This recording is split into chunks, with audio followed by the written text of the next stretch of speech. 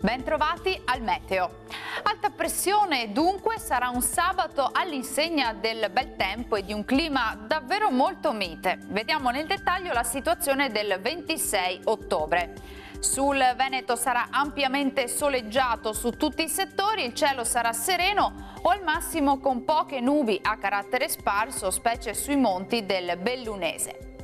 Temperature minime tra 9 e 15 gradi, valori massimi compresi invece tra 20 e 22 gradi circa.